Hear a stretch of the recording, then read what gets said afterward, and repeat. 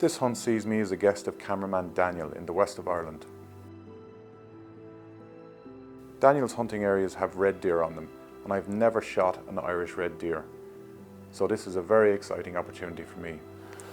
I've shot just about everything else on the island of Ireland that there is to shoot, but never shot a red deer here, so Daniel's been kind enough to invite me over. We had a real nice drop in temperature last night, and they should be rutting, but we haven't heard anything yet. We're up in this lovely sort of mountainous forestry area, so we're having a little bit of a stalk round. It's just got bright, but haven't heard anything yet, and there's not a massive number of deer in this area, so we're just going to stalk for the morning and hopefully we'll find something. I'm not really interested in a trophy. Definitely don't want to shoot a stag that's too young to shoot. Ideally for me it would be a sort of a bad head or just a pricket for some meat, but just to experience these reds in the west of Ireland is going to be something really special.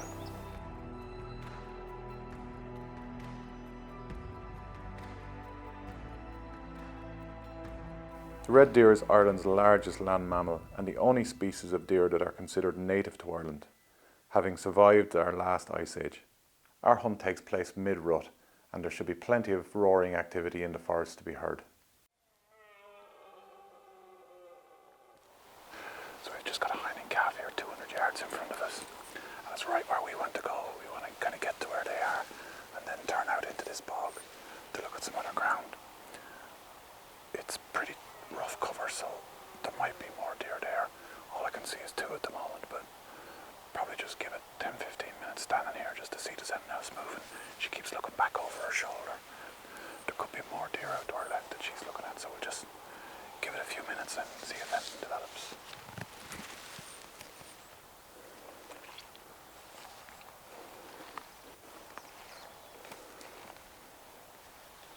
So we've just come to this brow in the bog and we're looking down on these fields. We've got another hind calf here and down here. But a stag has just opened up in this forest beside us. He's no more than maybe 500-600 yards away, I'd say. But the wind is dead wrong from us to him. We can't make a direct track and we can't get round to keep the wind right, really. We'll sort of need to go past him and come back into him. And hopefully if we can pass him with about 500 or 600 yards between us, our wind won't get to him. But really exciting to hear him up and up roaring. And he's pretty close. If those trees weren't there, I reckon we could see him. But we're going to give it a go. Might not work, but hopefully we'll be able to get round and get into close to where he is.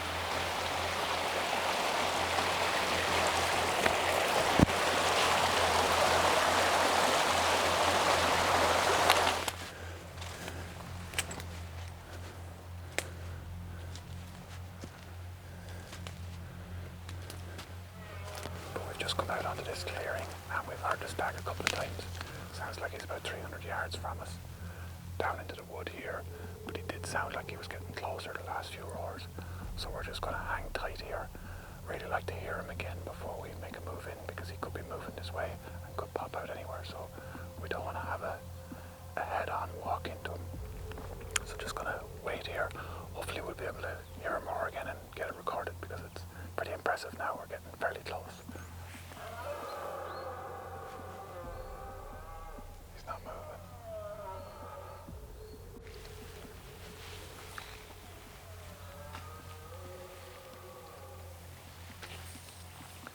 He's really close now, maybe 80 or 100 yards. Unfortunately, we've come to the edge of the clearing. We've got quite a few wallows here around us, but I don't know if we can stalk any closer. Might just be a case of sitting tight and waiting, see does he come around this area.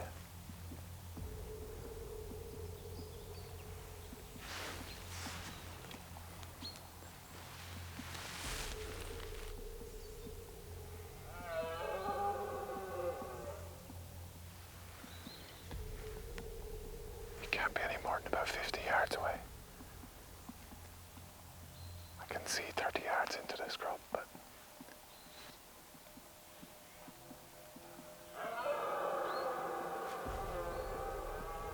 not moving.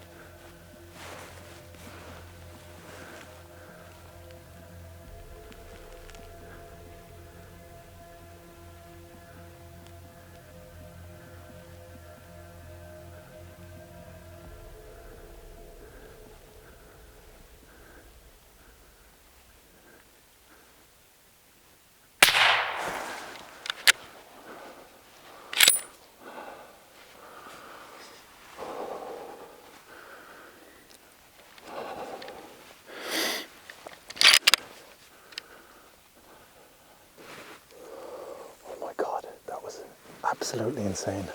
Sorry, I don't know why I'm still whispering. Just came, sorry we didn't get that on film, but I was just moving position. I just wanted to get across this clearing. There's another little clearing just through these trees, and we could hear that. I actually still thought he was about 60 metres away, 60 yards away. But just as I was halfway across this clearing, I just knelt down to wait for Daniel to come through with the camera, and I just saw his legs moving under the trees here. And there's a little deer track. This is obviously the track he's using to go from wallow to wallow. And he just came to the edge, put his head down to walk under, and we just met eyeball to eyeball at 7-8 yards max. And I just put the gun up, had the scope turned right down to 3, but I could see that I think he's an 8 or 9 pointer, but seems to have a big body. It was difficult to see his antlers, to be honest, through the scope. I was really shaking, but yeah, made the decision to take the shot to cap an absolutely fabulous hunt. The size of the trophy really to me doesn't matter on this occasion. It's just been a magnificent morning to hear these stags roaring in tight cover, and for Daniel's knowledge on how to get round and get into position and sort of just try and intercept him as he's going from wallow to wallow in here. It's just been a fabulous experience, and yeah, my first Irish red, and a really memorable hunt to go with it, which, yeah, this is what hunting is about for me.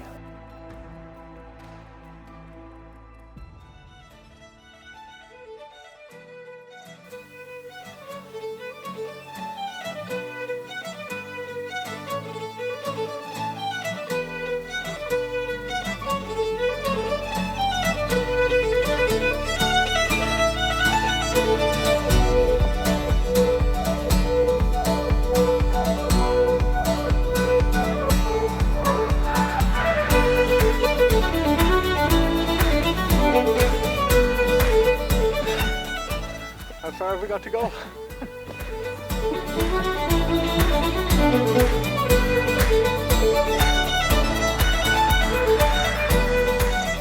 Unable to drag this stag out of the forest, we have to call for reinforcements in the form of Daniel's girlfriend, his father, a winch and a couple of dogs. We, our best efforts, we made it about 20 yards, and we've gone for the winches and 2 other people.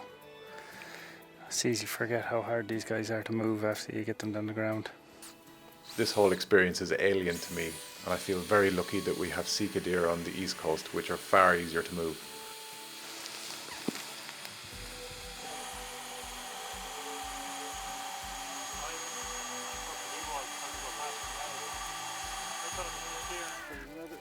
Oh. 6 hours after shooting. Gym opens at 4, so if we get him hung up now, I'll get a workout in.